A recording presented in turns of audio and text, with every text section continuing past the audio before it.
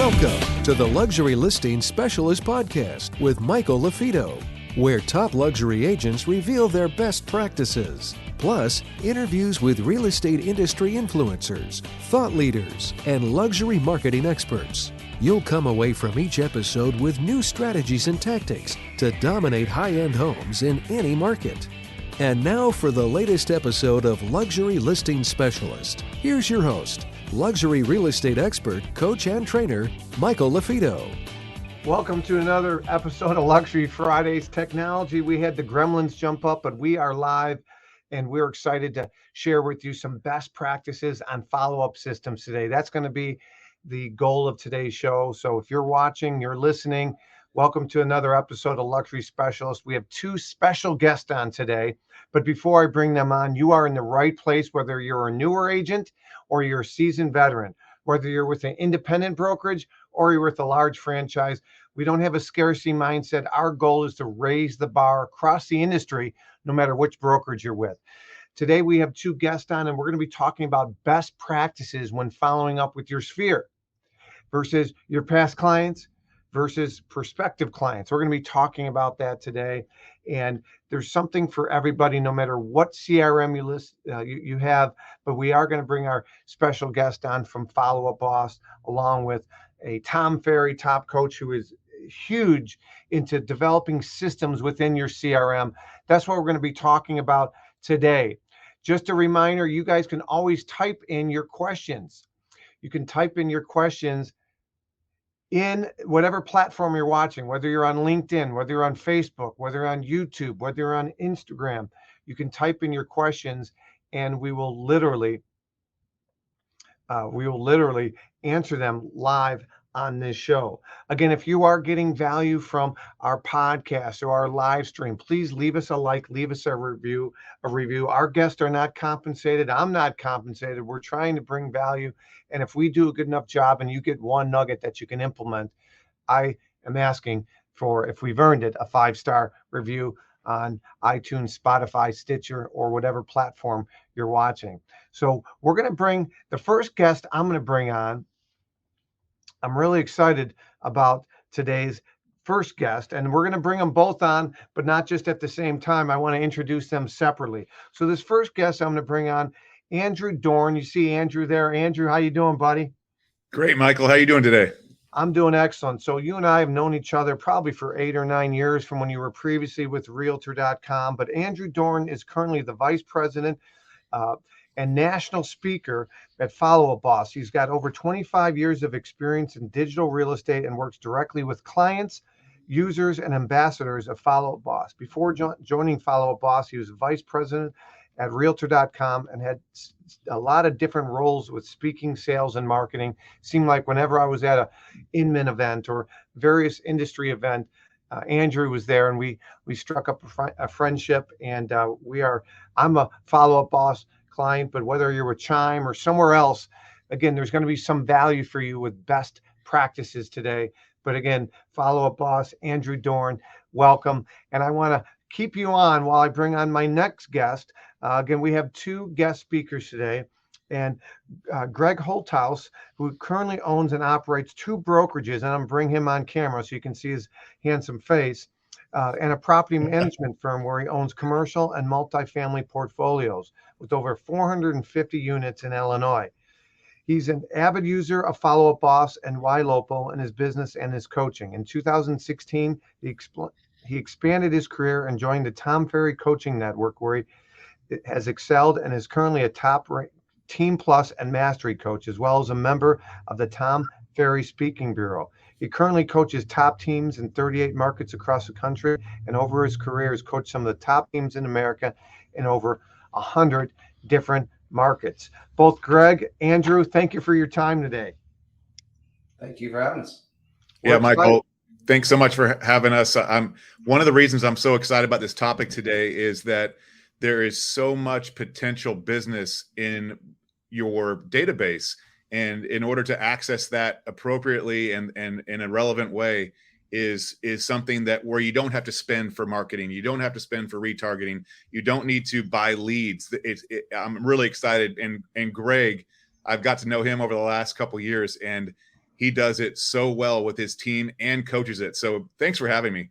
Yeah, absolutely. I'm really excited about having you. So you're going to speak on a high level, the benefits of having a CRM. Keep it, simple when it comes to following up with your database and your sphere or even prospects. And then I look at Greg, the coach, the guru. I know yesterday when we were talking, prepping, he corrected me. He said he's not left brain, but he definitely has systems in place. And he's tested things, and so he's going to go into some simple strategies, but also a little bit deeper today.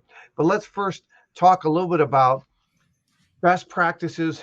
And sometimes best practices are what's not working or don't do this, right? So, when I go to these conferences, a common theme, even last week, I was in Naples, Florida for the T3 Summit, and the president of Realtor.com was up there talking. And he was talking about many agents, they just don't follow up with leads, period. So, they get a sign call, they get a website lead on a listing. Hey, I want more information. Many agents aren't even calling the consumer back, and that's frustrating to the consumer. So don't do that, right? Are there any don't do's that you want to add to that, Greg or Andrew? I could give a really good don't do. The worst time to think about what you're going to say to somebody is when you're saying it. So don't be the person that practices on your clients. I constantly compare real estate to sports. If you've been an athlete, you've been in a competitive situation. This market is a very competitive situation. And I had a coach once tell me, and I played collegiate golf, and he said, all the work on the golf course, all your strokes are made out there on the driving range and practicing and getting ready. You show up on game day to win your trophy. So do the work off the court or off the golf course. Don't go and play. And I see so many agents that, okay, I'm going to get pumped up to call my sphere. And today is the day. And they get in there and they start calling with no script, no preparation whatsoever. We prepped yesterday and it helps. And so do the work, find a role play partner. Don't be the agent that practices on clients.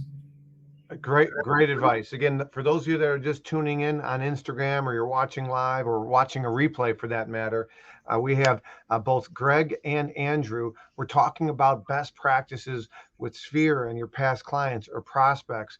And Greg's first nugget of the day was don't practice when you're on the call, right? Mentally prepare, scripting, overcoming objections, knowing your unique value proposition. If they called about 123 Elm Street, have the MLS sheet ready as your cheat sheet if you need, but understand the unique value proposition of your properties. Would you like to add anything to that, Andrew? Yeah, first, just echoing Greg's statement and thought about that. I was watching the Celtics game last night against the who they play, 76ers. 76ers, yeah. Yeah, and I don't know if you know this, but one of the better players in the league is Jason Tatum, formerly with Duke, and obviously what a great coach Coach K was for him. But he started out the game 1 for 14. So what a dismal performance, right? I think a lot of players would just kind of give up on their shot, right? I mean, you've had one success out of 14, but he didn't stop. In the fourth quarter, he ended up scoring like 16 points, and that wasn't because he just winged it.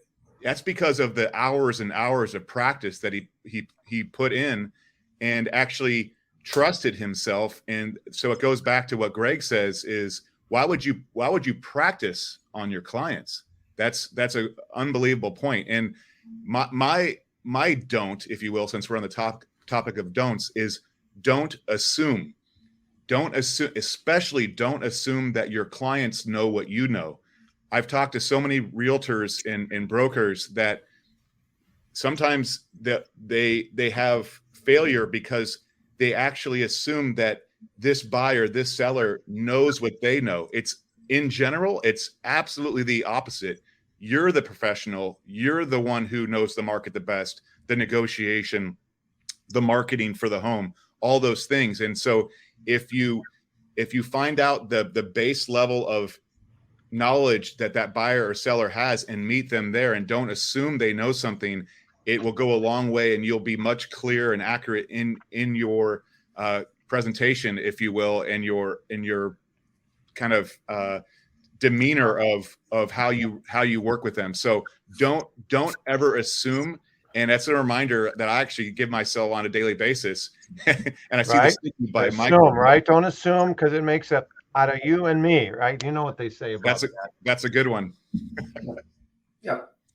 So some really great advice there. And I love sports analogies, and you hit the nail on the head, right? Like, one of the things I tell my kids when I'm coaching them in sports is finish, right? It's not how you start, it's how you finish.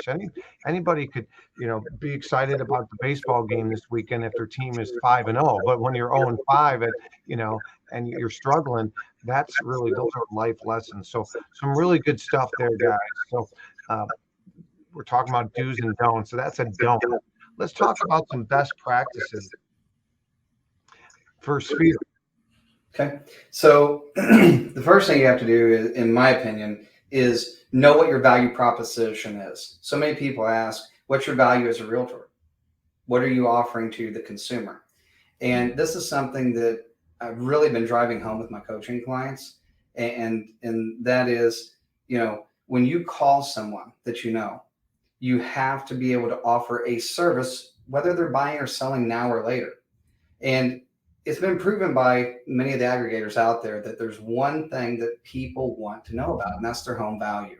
So you need to be a market expert in order to have good conversations with your sphere, because I can guarantee you that there's one conversation that's going to come up, and that's going to be, how's the market? And I ask, a lot of my clients all the time, how's the market? And sometimes the answers I get, I'm like, okay, this is the spot where we can work. And so by knowing your market metrics, you can share that. And then that's a talking point. So if I call you and I say, hey, Michael, I'm just following up, and, I wanted to offer you a free service and something that I don't really expect anything for, because I want to earn your business later, right now. And I want to give you a free market report. I'm going to keep you up to date on what's going on in your neighborhood. And once a year, I'm going to offer a total equity review of your home, so that should you decide to buy or sell now or later, you have an idea of where you stand in the market should you go to make that decision. And so many people don't know how to get that conversation going. And I tell my clients all the time, just be straightforward and tell them why you're calling. I want to give you something of value for free, period. And keep people up to date with the values of the home. And then that's going to lead to conversations. I had a client not too long ago that made that call and found out that these people were going to be moving in a couple years. They digitized them in their database, which is a do. So then you have to digitize that information. And then they made a custom follow-up plan through Follow-Up Boss. And all you're going to do at that point then is keep digitizing every person that you know and asking them, what's your plan? And if you digitize that plan, follow up in accordance with what the consumer tells you, and keep providing value when it comes to market reports and the value of your home, guess what? You just planted a seed and earned the business for life, not just in the moment. So many agents are after that right now business that they're not really planting the seeds that they need for the long-term consumer relationship. Yeah, free market value, right? People want to know what their house is worth. That's a great reminder. People want to know what their house is worth. It could be worth more today than they even think, right? So that's something that they want to know about. Great point. Anything to add to that, Andrew? You're our CRM guru. Again, for those of you just joining, Andrew Dorn is with Follow-Up Boss, and he's sharing best practices, what he's seeing from all types of Follow-Up Boss users, CRM users, and Coach Greg is, he's dived a little bit deeper on this, and he's split test and seeing what's working, what's not working. And so, again, people want to know what their house is worth right now. 70% of all homeowners that have a mortgage across the USA, their interest rate is 4% or less. Right. So if people are just rate shoppers, it's not a great time to buy or sell, but life is what drives real estate. People are relocating. People are getting job promotions. A lot of people, Tom shared a statistic the other day. It was over like 35% or 38% of homeowners own their house free and clear across the United States. That was staggering to me. So they have a lot of equity. So anything you'd like to add to that, Andrew, besides the free market review, free home analysis? What's my house worth, right?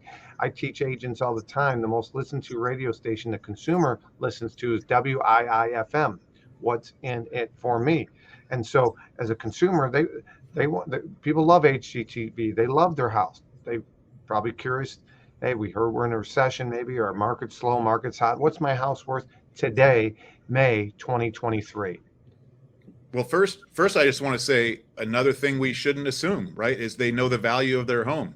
So I love two things that Greg just said. First of all, now you're not assuming they know the value of their home, and you are in a position to really educate them and enlighten them on something that, especially in this market, that they have no idea, and you're able to really bring that to the table as value. And then the second thing is, what a beautiful touch. People are obsessed with knowing the value of their home. And now once a year, at least, you're going to do that with all of your past clients. By the way, I don't like calling them past clients. They're clients. Doctors don't call their past patients. They're patients. Assume they're clients for life. So I love that. What a great touch, Greg. But one do I want to talk about, and Follow-Up Boss, of course, believes in this. And, in anyone who's very successful in real estate, if they're not doing this already, they will be, is the power of text.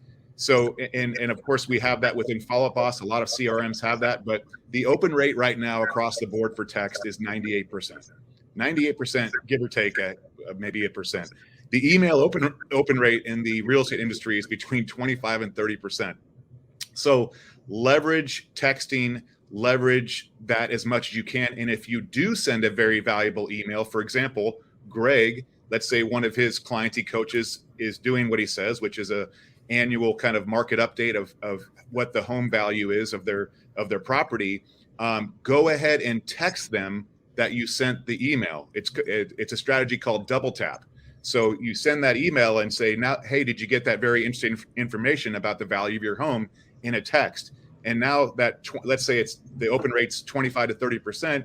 Now you have a 98% open rate in the text with something everybody wants to know, which is the value of their home. Now, one more thing I'll add to that, Michael and Greg, is video. And I love our friends over at BombBomb. You both know them very well. Their national speaker over there is Alicia Baruti, and she's a great friend. And she just released some stats that they have, which are pretty inspiring regarding leveraging video. And by the way, especially when in text, because now it increases the open rate to 98%, but 70% fewer touches it takes to generate a response if you use video. So that's 70% less effort if you use video. The other thing that I think you're smarter, not harder. I call that working smarter, not harder. It's unbelievable. And we all have cameras on everything, on our phones, whether it be a Droid or iPhone, our laptop, even our iPad Pros or whatever we have. The other thing is, if you are doing any sort of cold calling outbound reach, which a lot of teams and realtors do, it's a 2x, double X improvement on the response and the connection of your outbound calling. So double the success if you leverage video. So those are a couple do's, and wow. Follow-Up Boss supports both video and texting. Wow, that's great. Thank you for that. You're talking about bringing value. Greg talked about bringing value. One of the things that we do in our market is we're consistently reaching out, not just to our database, but even just our local marketplace. And, we're sending out, I live in Wheaton, Illinois. This is a marketing piece that you see in the monthly mailers that we get, that you get at your house. And each month I'm sending out a tip of the month. So tip for March, tip for April.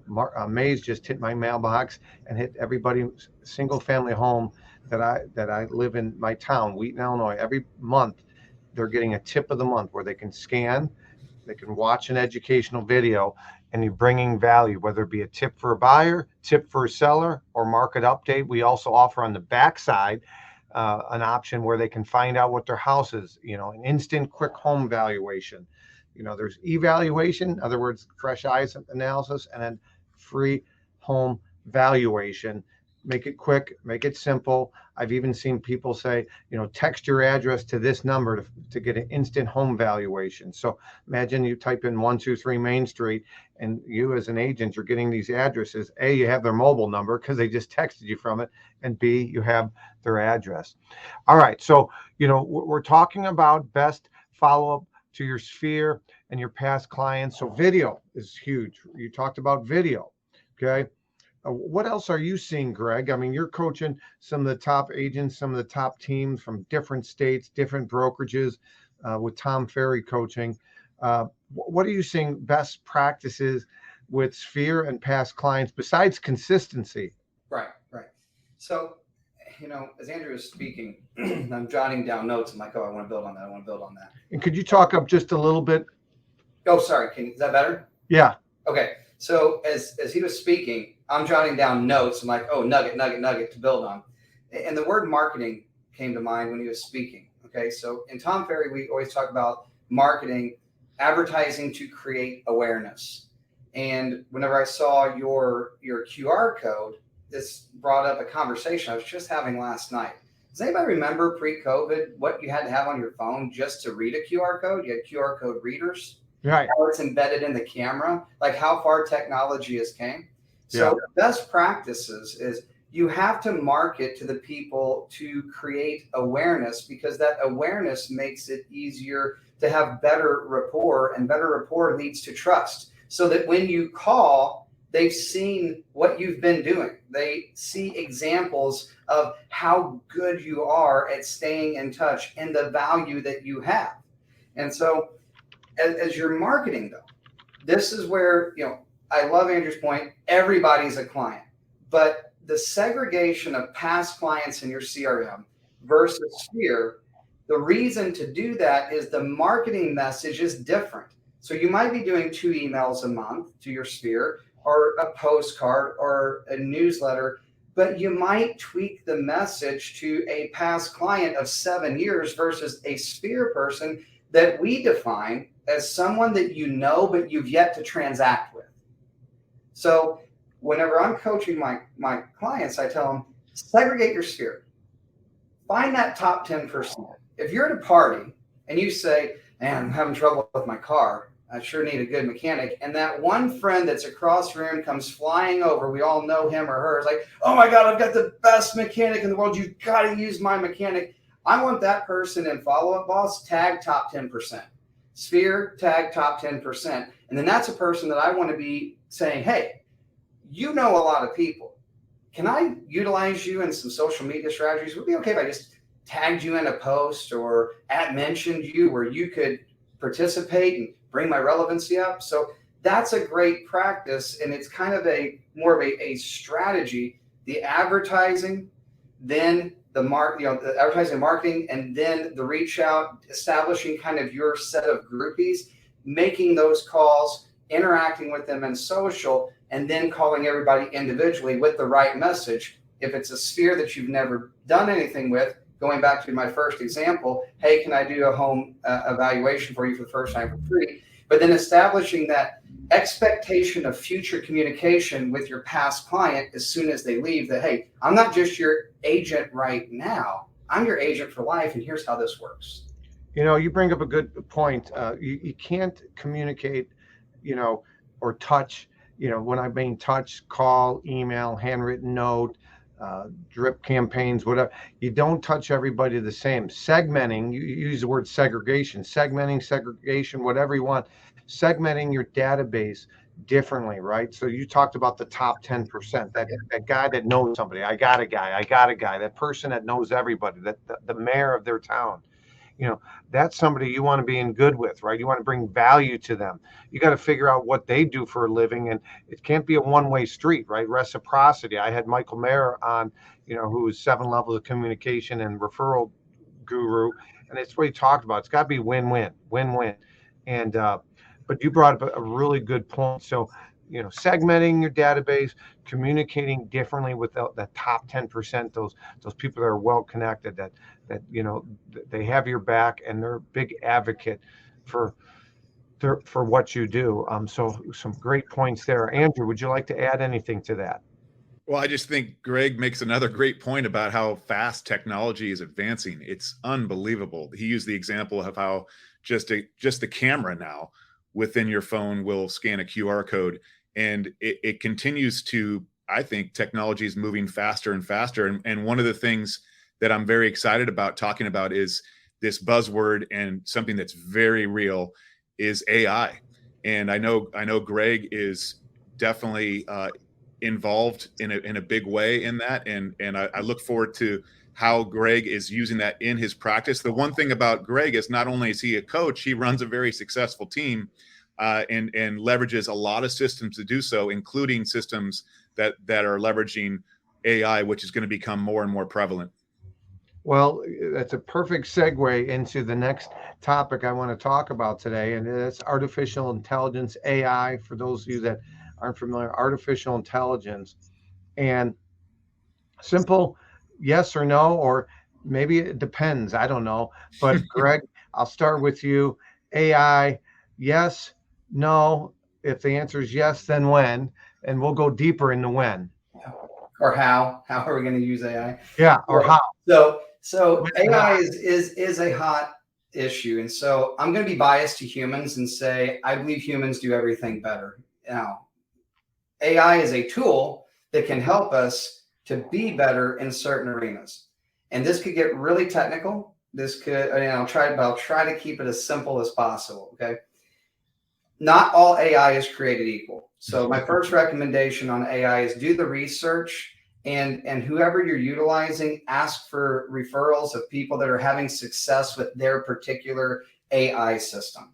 Okay. So everybody claims to have AI, chat, something AI, but again, this is new technology. Okay. So before you just turn everything over to a robot, vet your systems properly would be the first recommendation, I would say. Secondly, evaluate your team, your firm, and look at what kind of support that you have. I mean, I kind of always make the joke, everybody needs a CBO. Everyone says, what's a CBO? Chief Babysitting Officer of your system.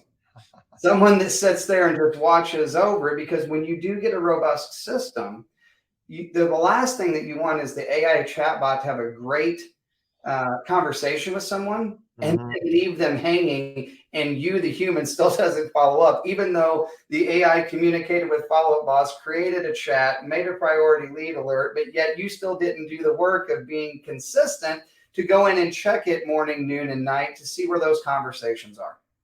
Yeah. So if it's okay, I'll give you what I suggest if you're leaning into AI or just getting started. Yes, please. Let's start. For those that are just new to AI, give us some bullet points. Yeah. A lot of them you can set hours.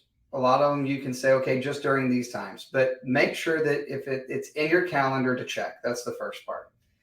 But when you go in, I'm going to use Follow-Up Boss right now because that's how I'm set up. Yeah, please. Follow-Up Boss with Ylopo. This is what I personally have, and a lot of my teams have. I use Raya, which is the AI with Ylopo, in a stage that I created called non-responsive. So because my team has an ISA, a chief babysitting officer, so to speak, somebody that's sitting there watching it almost all hours of the day, I've got set up to where it's being watched. We don't miss the leads when they come in. If the agent can't get to it, we've got somebody there that can. Okay. If you have that situation, you don't need 50 people attacking somebody or a chatbot plus the agent plus the ISA and overwhelming a person that just said, hey, I'm just registering for the first time and I may be a year away. And this goes into top of funnel versus bottom of funnel. And what I do love about Follow-Up Boss is it gives me the ability to, through a tag, turn Raya on or turn Raya off, or through a stage to have Raya on. And so this all-in, just hit everybody with everything approach is the deterrent or the reason not to use it or how to use it improperly. So when you're leaning into AI, have a system. Decide who's going to be the first contact with the new potential client. And what does that follow-up cadence and accountability look like around it? And then manage the expectations of everyone on your team so that everyone knows their role and stays in their lane. Otherwise, you're driving in LA, and that's a mess. We all know that. Chicago's a breeze compared to LA. Yeah. And what about you, Andrew? AI, what are you seeing? I know, you have your finger on the pulse with your former relationships and job at realtor.com. And now you're doing some great things at Follow-Up Boss. What are you hearing? What are you seeing? What is Follow-Up Boss, as a CRM? How are they incorporating AI, if any, at this point? Well, one of the beautiful things that Follow-Up Boss has is an open API that works with companies like Greg just mentioned, Ylopo, basically every lead system, marketing system, website system. And so I would say definitely start learning. If you don't know about AI, start learning about it now. Do some research on Ylopo. Do some research on the other companies that support that, but don't rely on it for everything. You, at some point, the human side of you needs to get involved, or this person that may have been interested, you may lose them because it becomes too, I guess, AI-ish, too like robot-ish. So, Greg, the fact that you already have a system in place with I love that, chief babysitting officer to really make a decision on when it's time to bubble that up to a live conversation. That's the key. So keeping it at a high level, make sure you don't overuse AI or you could lose potential customers. Yeah, opt-out rate is high if it's overutilized. Well, so that's the other thing too, is you want to make sure that people, it's things are in your voice, right? Like they're talking. It's like some people, you're going to see books pop up that are AI written and it's not in people's voice, and the consumer can read through that, right? So same, whether it be property descriptions, whether it be anything, right? Look it over. Don't make the assumption that it's good enough. We got fair housing issues we have to worry about in our industry as well. So there's a lot of moving factors there, and I am of the mindset, like Greg, that AI agent intelligence is going to be huge. I mean, I'm right now negotiating a deal in a town near me called Winfield, Illinois. I represent the buyer, where I think the property was probably 20% undervalued. So I don't know if AI was involved with the home online evaluation, like some of these sites. On our next show, I'm going to have one of the co-founders of Zillow on my show, right? And the Zestimate, right? And one of the things that Tom talked about at his training this week, Tom Ferry, I attended, he talked about, look at the online evaluation, look at the Zestimate. And if I'm making up the number, but if the Zestimate said, 900,000 and you think it's worth $1 million, or you sold something where the Zestimate was $1 million, the Zestimate was 900 and you sold it for $1 million, leverage that. Talk about how, if you as a consumer rely on, these websites, how you could be leaving money on the table. And that goes back to what Greg talked about. And that was your free market review, your free analysis, right? And so know best. So I think agent intelligence trumps artificial intelligence as far as the local market, having the relationships. But I do believe it can help systematize and help you with, some content as well. And I talked about it earlier, but I'm a big believer in repetitive engagement, communicating consistently, bringing value to your database. So let's talk about how technology can do that, right? So let's talk about systems. How can Follow-Up Boss, how can a CRM help agents with systems? Because many agents have squirrel shiny object syndrome, right? They're not laser focused. That's where coaching comes in, and Greg, and what you're doing with Tom Ferry. But let's talk about specifically how a CRM can help systematize an agent's business. You want me to jump in? Yeah, go ahead first. All right. So I want to say this before you even touch on this subject. Do not mistake a CRM as a crutch or something that's going to do something for you to the point that you still don't have to take action. I just recently spoke for Tom in Anaheim, and this was something I was speaking on CRMs. And so when you go into, getting your CRM set up, you have to understand that it is a tool to help you. That being said, you have to also understand the systems that you're buying. I'm going to give you an example with Ylopo and Follow-Up Boss as what I believe is the killer combination for me, for my team, what's right for me. Ylopo does retargeting. Ylopo does some of those emails through what's called Ylopo Stars, their back end for me. So if I go in then to Follow-Up Boss and turn on 15 action plans for a brand new client, we know that they're probably going to be getting 15, 20 emails, which is good, consistent engagement, but it's probably too much. We look at client acquisition cost, CAC. Okay. So every time you over advertise, it creates an unsubscribe. Your cost per client, your cost per lead just went up. And so what I find through Tom Ferry coaching is, we just recommend for people 2 heartfelt good emails per month, and you get to pick the topic, whether it's on valuations or happy holidays, right? Just something that is from you, from the heart, that they know that came from you, that's not automated. And I'm steering a lot of my clients away from the automated marketing, because what you mentioned, Zillow has proved there's only one thing people care about: what new homes are available and what's the value of my home. And they grew to the largest real estate website ever. And that's not by accident. So if you've got Ylopo working over here, taking care of your new clients, sending them the information that they consistently, and you build your custom templates over on your CRM, and you manually fill in the blanks off of your templates, I find that that's a really good recipe. But you got to pay attention to your client acquisition cost and your opt-out. If you have people opting out, there's too much coming from your CRM. Pull it back. Great point. And you talked about valuation and holidays, right? Like those are two, people want to know what their house is worth. How, that's number one. We've talked about that already.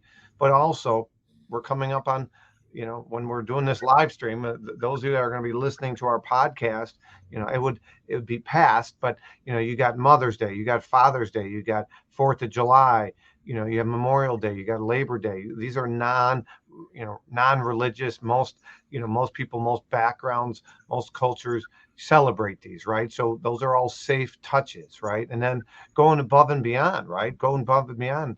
If you have clients that are from the Jewish community, reaching out them on their holidays, or various religious backgrounds. That was one thing. One of my former mentors, in Hinsdale, Illinois, she knew the various holidays and her client's background, and that was even more a special touch, because she might have been of the Christian descent, but she's reaching out and their religious background. So again, that's a little bit deeper. You got to have that relationship to do that, and she did. But you keep it really simple.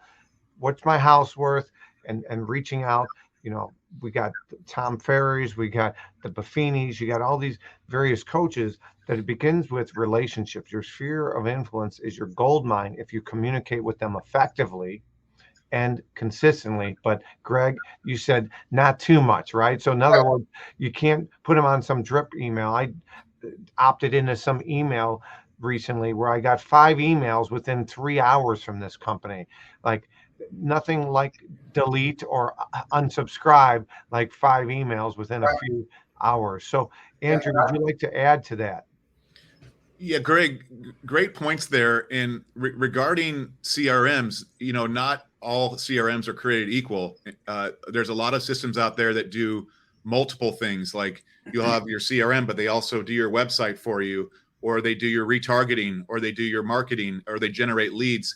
So Follow-Up Boss I just want to be clear to everyone, it is only your CRM. It's basically like your office, where everything from all the other things I mentioned, the leads, the marketing, the website, come into one place. So my question actually for Greg is, one of the most important things is to make sure that no one falls through the cracks, right? No new leads, no one from your sphere. No, as you say, past clients. Although I said, hey, don't call them past clients. It's okay for sorting purposes. Yes, right, exactly. Yes. So I think everybody would love to know, Greg, what is the key thing you do within Follow-Up Boss that makes sure that no one falls through the cracks, meaning everybody is contacted in a relevant way at the right time. I think people would love to know that. There's this wonderful tool called Smart List that you can create. And so if you, and basically all Smart List is a predetermined filter, but in Follow-Up Boss, if you're integrated and you're using the phone system that's provided, you can use a filter called last communication. So on your sphere, if you want to make sure that you're touching your sphere every 120 days at a minimum, you just go filter, stage, sphere, or filter, source, sphere, or both, so that you hit it whether you have a stage or a source. So all your sphere are up there. And then you go in last communication over 120 days. So when you log in, I arrange all of my filters left to right, with past clients and sphere being specific filters. And then everyone auto populates that's into the system onto that Smart List, making it simple to click. And if you've got time, take advantage, click the dialer, select all, dial, and then it speed dials for you. Beautiful. Wow. Yeah. So nobody's slipping through the cracks, right? So again, we're business owners. Some of you are team leaders. Some of you are seasoned veterans. Some of you listening are newer agents. You know, communicating consistently, taking your database, segmenting your database. Greg used top 10%. Your highest probability of referring sources should be communicated more effectively. You know, you should take them, you know, whether it be lunch, dinner, private client events, you know, your top 10% are your VIP. You should spend more time, love, energy, but love on everybody. And that's where a consistent communication and CRM comes into place. I do want to talk about, and we have a couple minutes left here. I do want to talk about accountability, because we talked in our prep call, you talked about internal versus external accountability. Talk to us about that, because I talk about motivation a lot, internal versus external, right? Internal is you're a driver, you know, you don't need to be told to go to the gym or to dial for dollars or whatever. That's internal. External is you want to prove someone else wrong. They told you couldn't do it. That's external. Okay. So talk to me about internal accountability versus external, if you would, Greg. From a coaching standpoint, here's how I define it. And I would ask a coaching client, in the past, when it comes to you being held accountable to doing something, where have you succeeded? Give me an example. And then they tell me the example. Sports is a combination of both. Your external accountability is the coach that's pushing you. That's telling you, did you practice? Did you hit 500 balls today? You know, did you spend an hour on the putting green? Did you report back to me? A real great example of external accountability is Gold's Gym, your trainer that you're paying to make sure that you show up. You're booking an appointment, you're paying for something. And I think coaching in and of itself is a lot of external accountability. If you have to get on a call with me, and we discussed 1 week ago that you were going to, you know, put 50 people into your CRM and segregate them properly into their stages and tags and sources, and you didn't do it, you have to look at me and say, yeah, coach, I didn't do it. And I'm going to say, why? And then they're going to come up with whatever excuse that's there. So I think coaching is the best, you know, example of external accountability. Internal, if you're a person that works off of a reward system or a punishment system, okay? If I sell 5 million this year, I will reward myself with a trip to Hawaii, and I'm going to take a little bit of every single check that I have and put it into a special Hawaii account. And if I don't, I have to take that money and write it to the political party that I hate. Okay. And you pre-write the check and give it to your friend that you know is a whatever and going to send it no matter what you tell them. Don't send it. Yeah. Yeah. Yeah. So those are two examples, and you have to figure out which one works for you. And I can tell you, the combination is really the winning solution. So, you know, whenever you're working with your coach or you're working with somebody at Tom Ferry, we say, you know, all right, let's set some goals. Let's set up some wins. Let's set up some celebrations along the way, and let me help you be accountable. And the biggest thing for me is like, I want to have permission. Give me permission to give you exactly what you ask for from your coach. And you can't get mad at me when I do. Mm-hmm. That's great. Andrew, anything that you'd like to add to that before we wrap up? I think Greg said it beautifully. Accountability is key. And my mind, Greg, went right away to running a team, which you do. And I know that we've talked about in the past, you leverage your CRM, which thankfully for us is Follow-Up Boss, but you use it for accountability. You can see the amount of calls, the amount of connections, the amount of work that someone puts in, and they know that as well. And so that's what you call transparency. Everybody knows what everyone's doing. The scorecard is there. You can pull it up real time. And so, Greg, I would think that that's been important to running your business. Yes. Yeah. The CRM is the greatest form of internal accountability, and it even can be viewed as external. I mean, it depends on glass half empty or half full, but bottom line, it's the tattletale. If you're not doing the work, if you're not calling the leads, if you're not following up with your sphere, I can see it. Plain and simple. That's asked me, what's the best type of CRM? And a lot of the answers, a lot of the gurus are the one that you use, right? So, you have this tool, this asset, you have to utilize it. Andrew, you've been such a great help, and I've been, just so pleased with my experience. Follow-Up Boss is the CRM as a team, as an agent that we use. And beforehand, I said, hey, if we were to send someone more information, you had graciously shared with the free trial button. So if anybody's interested, correct me if I'm wrong, Andrew, they can go to followupboss.com and click on the free trial button in the top right corner, and they can experience and learn about all the tools and resources and what they can expect with Follow-Up Boss. Is that correct? Exactly right. Followupboss.com. There's a blue button in the top right corner, free trial. Thank you. That's awesome. And thank you for your time. And then same thing with you, Greg. I'd asked you if you wouldn't mind sharing. By the way, for those of you that are watching live or a replay, again, you can find these resources. You can always shoot me an email if you need me to resend this to you. But some of you are watching live, some of you are watching a replay, some of you are watching on Instagram. Those of you on Instagram, the best way to get this is go to our YouTube channel, youtube.com, hit the subscribe button under the Marketing Luxury Group. Watch a replay. Next week, I have Spencer Raskoff from former CEO, co-founder of Zillow, founder of Picasso. He's going to be on. We have exciting guests in the mix. That's where you can watch previous shows, episodes, or future shows. And Greg, you graciously shared with me your Instagram, which you see it on here, Greg, Instagram.com/Coach Greg Holthaus.Tom Ferry. And that's where they can follow you on Instagram, see some of the stuff that you're doing, and be in communication with you. Is that correct, Coach Greg? Sure. And if anybody has any questions when it comes to coaching, absolutely just send me a message and we can chat. Well, guys, we've covered a lot today. I mean, going back from the beginning, we talked about what not to do. We covered some best practices, follow up with your sphere versus your past clients. We talked about a little bit AI and how to use AI. And Greg, you talked about, accountability, calling, texting. But for those lost leads, those people that aren't responding, you thought AI is a good time to incorporate at that stage.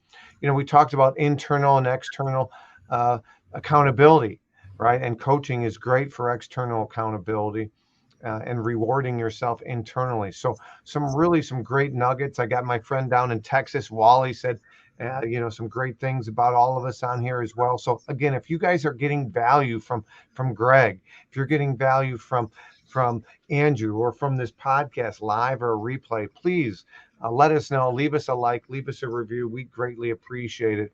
And as my sign in the back says on this side, prove them wrong is one of the things I talk about. I love that when someone tells you you can't do something. I'm all about raising the bar for the industry, no matter what brokerage you're with, and increasing your knowledge and your confidence. And I do believe that someday you're going to have to account for yourself and how many people you've affected positively, no matter what brokerage they're with, or they're a newer agent or a seasoned veteran. I'm a big believer, garbage in, unfortunately, garbage stays. So turn off the news, CNN, constant negative news. Fox is the same, doesn't matter. Negative, negative, negative. What you focus on expands. So keep raising the bar in the industry, Andrew. Keep raising the bar in the industry. Coach Greg, I appreciate you guys' time. Thank you for having us. Yeah, Thank thanks you, for having guys. us. Looking forward to doing it again soon. Appreciate it. Thanks, guys. Have a great weekend, a great Friday. And for the rest of you guys, if you have questions for me, you want more information about Lux, our course, our designation, feel free to reach out. You can always shoot me an email. Again, my email is real simple. It's michael@marketingluxurygroup.com, michael@marketingluxurygroup.com. And if you are interested in our new opportunity, I have our new book coming out, Secrets of Top Luxury Agents. If you want to find out more, go to secretsofTopLuxuryAgents.com. We'll send you an email. We'll send you a link with a 30-minute Zoom that we recorded, everything about the book, what it is, what it isn't. If you're looking to differentiate yourself from the competition, you should consider our upcoming book, Secrets of Top Luxury Agents. Until the next show, I am your host, Michael Lafito. You guys are awesome. Go make somebody's day and prove others wrong. Take care.